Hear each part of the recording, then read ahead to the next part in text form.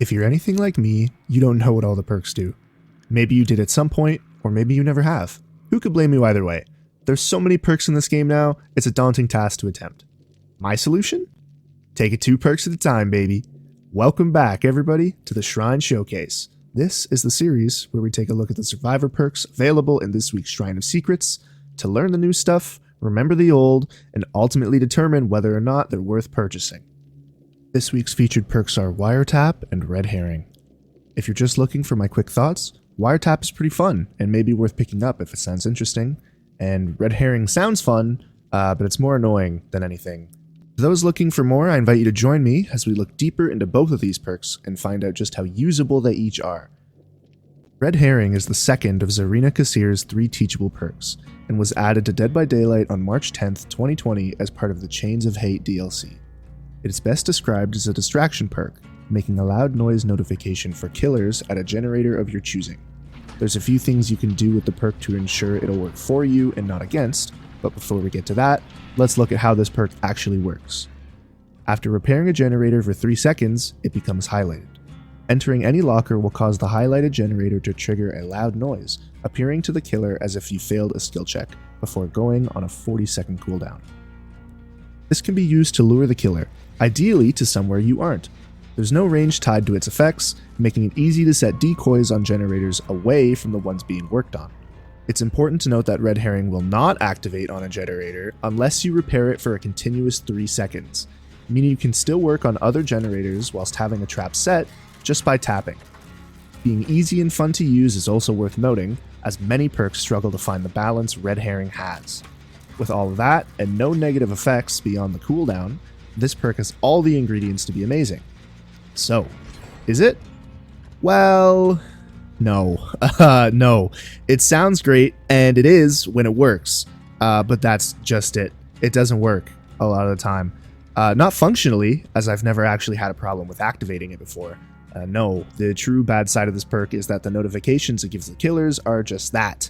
They often go ignored or entirely unnoticed. There are things you can do, like choosing more specifically when to trigger the notifications, but ultimately, whether or not the perk works is out of your hands. It can be very fun to use, and being as easy as it is to activate goes a long way in that. It offers consistent use, which no perk really does, but it never guarantees reward. For that, I can't recommend you spend your shards on it this week, especially since both of Zarina's other perks are great, and it's definitely worth buying the entire character instead if this perk sounds fun to use. Wiretap is the first of Ada Wong's 3 teachable perks, and was added August 30th, 2022 as part of the Resident Evil Project W DLC. It is best described as an information perk, revealing the killer's aura when in proximity to the Wiretap generator. This can be used to see killers' actions and intentions through walls when you otherwise wouldn't be able to, and giving you a clear advantage. But how does it actually work? Well, after completing 50% worth of generator progress, Wiretap activates. Standing next to a generator, you will be able to wiretap it, which remains active for 120 seconds or until the generator is kicked.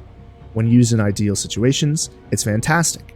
Ideal situations being indoor maps and high-walled tiles. Shacks specifically, you will see a lot of consistent success, as most maps have one, and all maps that do can have a generator spawn in them.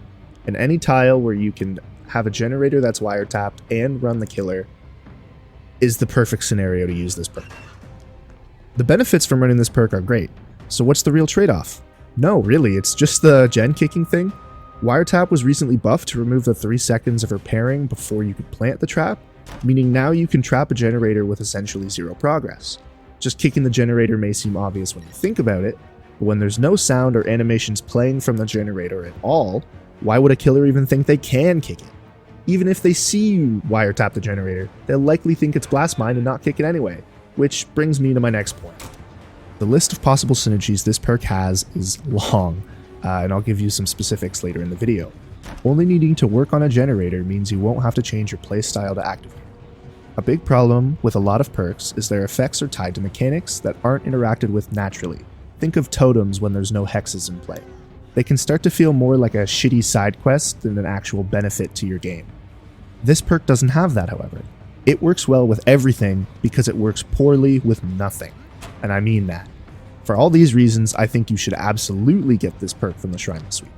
I will mention it'd be a better bang for your buck to wait and buy the Resident Evil Project W DLC when it goes on sale, as it's one of the 3 licensed DLCs with 3 characters and 9 perks. But if this perk sounds fun, it's because it is, and you should try it out. Now, if you are an absolute madman, you might be considering using these 2 perks together.